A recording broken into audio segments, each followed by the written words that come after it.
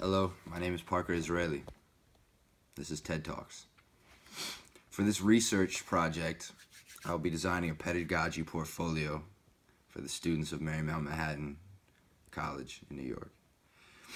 For my themes, I will be looking at colonialism, how a person is isolated from themselves in that Marxist lens when they're immigrating to a country.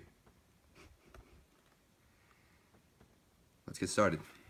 So, we have alienation used as a term to describe how a colonized person or a post-colonial subject feels when they go to another country or they immigrate to another country, especially one that has been a colonial power in the past.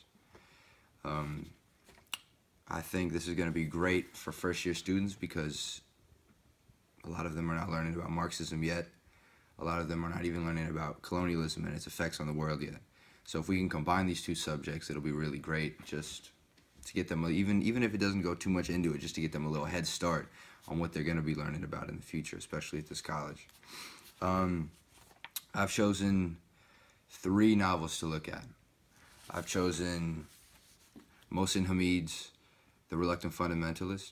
I've chosen Taiye Selassie's Ghana Must Go, and I've chosen Irvine Welsh's Trainspotting.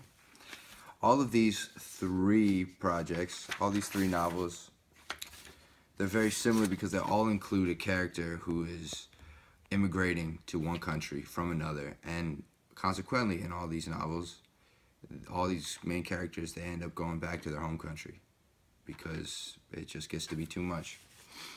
Right off the bat, we can start with Mohsin Hamid's The Reluctant Fundamentalist.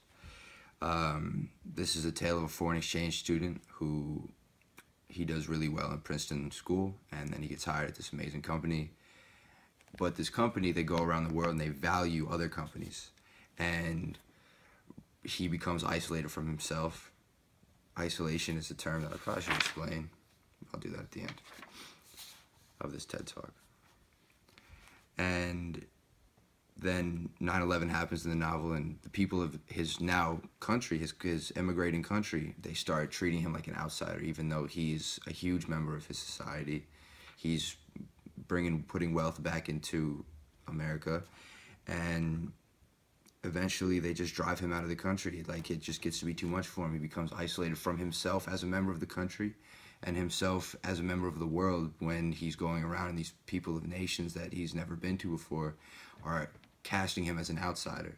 So he's not only an outsider in his own country, his own emigrating country, but now in the entire world as an American. For my next novel, I looked at Taiye Selassie's Ghana Must Go. And Ghana Must Go is a similar story in that you have an extremely well-educated person.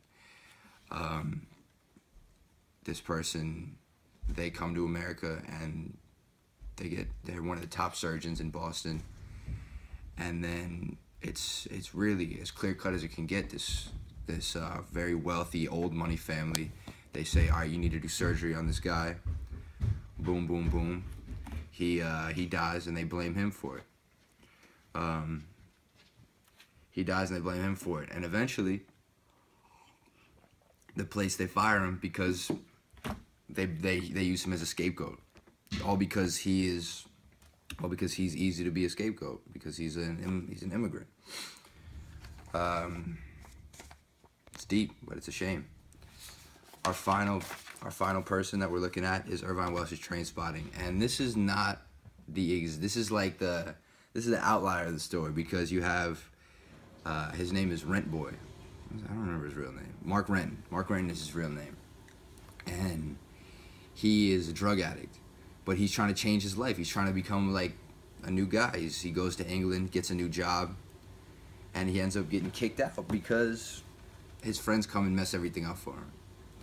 All these stories, you're seeing isolation of the main character. And if I had the time, I would tell you all about, I would probably read you a crazy Marxist quote. But I'm excited to bring these novels into the sphere of first-year readers, into the context of colonialism and Marxism, because it is a necessary few topics to be learning about, and I think they're going to work in conjunction with each other really well. Thank you so much.